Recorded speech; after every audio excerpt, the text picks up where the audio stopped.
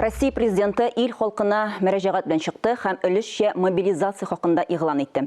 Хәрби комиссариатларда чакырылырга тиешле кешеләр исемлеге төзелә. Мобилизация кемнәргә кагыла һәм ни өчен бу карар илебезнең суверенитетын саклау өчен мөһим икәне турында безнең махсус репортаж.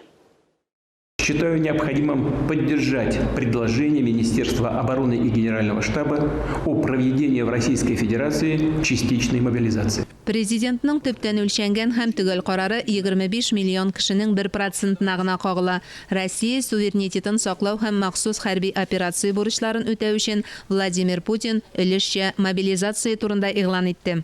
Өлешчә мобилизацияләү булгач, хәрби хезмәткә хәзерге вакытта запаста торучы гражданнар гына чакырыла. Иң беренче чиратта кораллы көчләр сафында хезмәт иткән һәм билгеле бер хәрби хисап белгечлекләре һәм тиешле тәҗрибәсе булганнар. Особо подчеркну, что граждане России, призванные на военную службу по мобилизации, получат статус выплаты и все социальные гарантии военнослужащих, проходящих военную службу по контракту.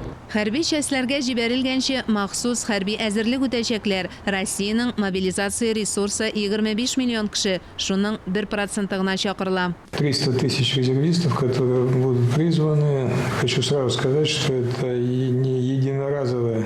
Россиядә өлешчә мобилизацияләүгә резервтагы 300 мең кеше чакырыла. Эш этаплап башкарыла. Монда бар кешене дә бер юлы алу өчен киң колачлы эш каралмый.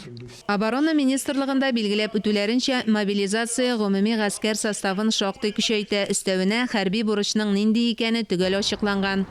Будут сформированы несколько новых соединений. Берничә яңа һәм катнаш хәрби частьләр барлыкка киләчәк. Алар беренче чиратта дәүләт чиген саклау өчен, шулай ук махсус операция бурычларын үтәүдә өстәмә көч була. Хәрби хәрәкәтләр зонасына хәрби хезмәтен үтәүче солдатлар һәм студентлар бернинди шартларда да җибәрелми дип ассызыкланды оборона министрлыгында. Шул ук вакытта өлешчә мобилизация армия өчен генә түгел, ә җәмгыять өчен дә өлгергән сорау. Что это необходимо было сделать. Көнбатыш илләре берләшеп славяннарга каршы куйды. Мобилизация безнең бабаларыбыз башлаган эшне төгәүләү мөмкинлеге. Өлешчә мобилизацияләүнең дөрес карар булуы турында күп тапкыр алгы сызыкта булучылар да сөйли.